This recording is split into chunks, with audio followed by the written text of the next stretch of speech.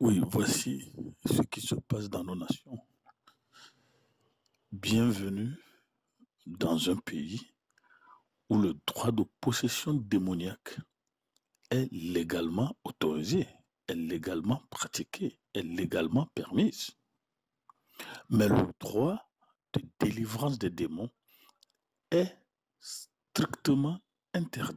Donc, une fille esclave aux démons, une fille possédée des démons, et ce sont les maîtres de cette fille qui ont mis les démons dans la fille. Donc la fille a été chosifiée, la fille a été réifiée. Ça, c'est d'abord une violation du premier droit de l'homme. Elle a le droit d'être un être humain. Mais cette loi romaine, qui se faisait la chandelle des juridictions de l'Antiquité, ignore le droit de dignité de cette fille. Donc, les maîtres avaient le droit de faire des esclaves et de surcroît mettre des esprits dans les filles. Donc, quand Paul est arrivé et a exercé le droit de liberté, nous sommes tous créés libres et personne n'a le droit de faire de cette fille une esclave démoniaque, esclave au démon. On a traduit Paul et Silas devant les agoramos, le président des marchés nationaux, le conseil national des marchés du pays.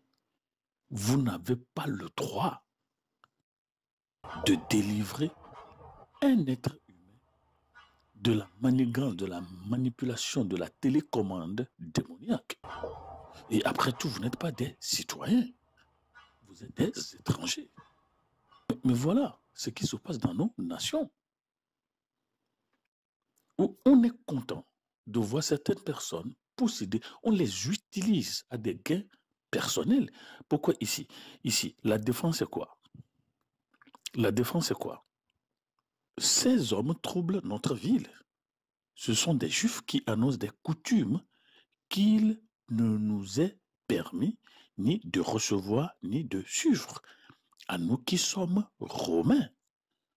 Voilà le discours, le nationalisme spirituel, le patriotisme religieux, qui fait des citoyens des esclaves aux démons. Le nationalisme, la loi, la constitution nationale, qui fait des citoyens des pandémoniens, des territoires des démons.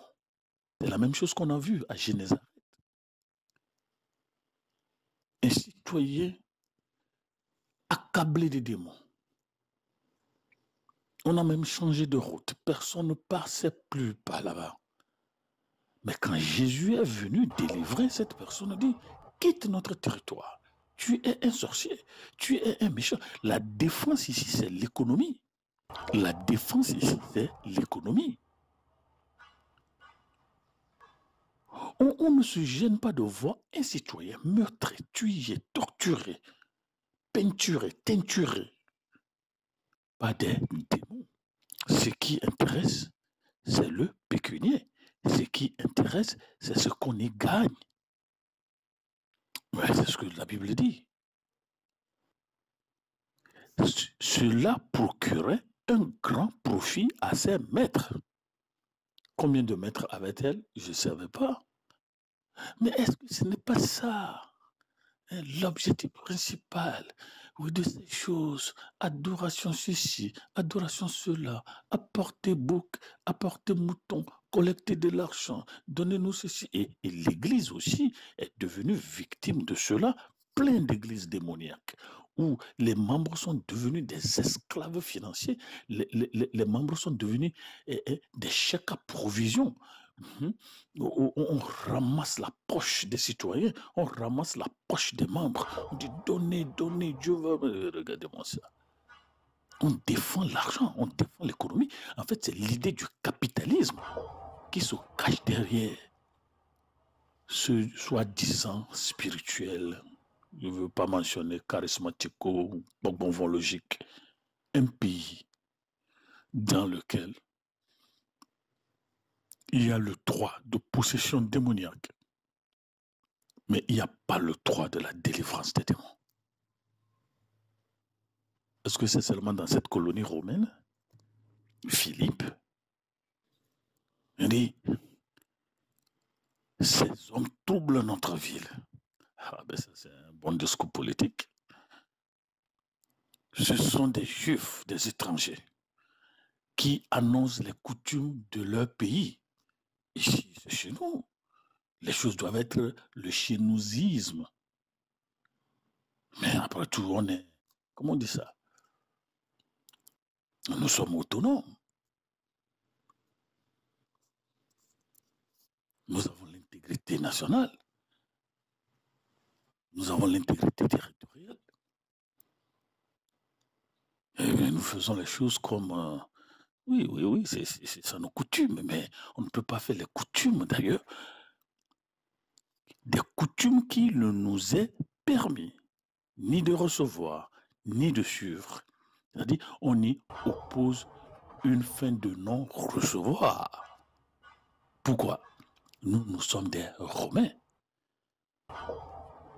Donc le Romain a le droit de faire des esclaves et on ne reconnaît pas ces esclaves le droit d'être humains, créés à l'image de Dieu. Mais au même moment qu'on dit oui, c'est des coutumes qui ne nous est permis ni de recevoir ni de suivre, on va dans le même pays là pour ramasser leur vaudou, leur sortilège, leur gossa, les choses que nous avons cumulées dans nos chambres spirituelles, nos chambres ésotériques. Il y a négation des choses que nous disons. Mais voilà le pays où il y a le droit de possession démoniaque et ce même droit qui interdit formellement en quelques articles, chapitres que ce soit, le droit de rendre libre un esclave. N'est-ce pas ce que la Bible dit que cette grande Babylone qui se prostitue avec les nations, où on ne dit pas la vérité, où l'objectif est de faire des citoyens des esclaves? Heureusement que Paul et Silas sont là. Puisse-t-il arriver dans nos nations? Derrière tout le discours, retour à nos rites, à nos traditions, à nos coutumes, à nos rituels. Ici, ce qu'on défend, ce n'est pas le rituel, ce qu'on défend, ce n'est pas la religion traditionnelle. Ce qu'on défend, c'est l'économie. C'est le capitalisme traditionnel.